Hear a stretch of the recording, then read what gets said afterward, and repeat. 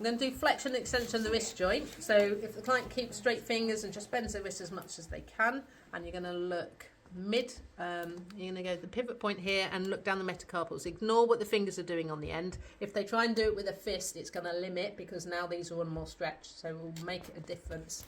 Keep the hand open if you can. So I'm going to go pivot point here, go down the ulnar, just come a little bit more to the end here. Brilliant. Okay, so midpoint there, down the metacarpal, and we can see that hasn't gone 90. So we've got a 70 degrees there, and if you go into extension, keep your finger straight again. Estimate that first. You can say it hasn't gone to 90. No. Mid wrist joint. 45, 50. Yeah, so we're on 60 there. If you try and follow the client's movement, again, pivot might change slightly. So I normally just get them into the end point and then measure.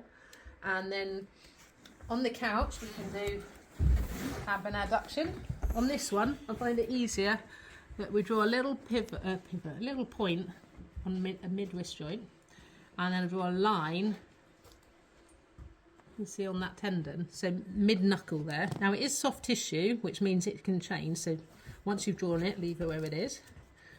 In the middle of the goniometer goes in the mid wrist, like so.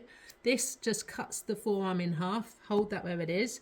This line is directly on the, can you see the line underneath it?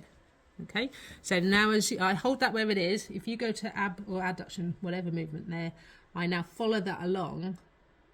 So I've now got a reference. So we're looking at the metacarpal as opposed to the fingers.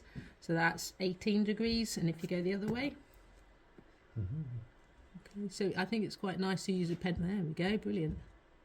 So that's 35. Okay, so it's quite a nice one, easy one to measure. But are we going to, with massage, improve that movement? We'll improve that one a lot more, especially massage therapists later. We're going to really feel that, and hopefully we'll be able to get you up to a normal range of movement.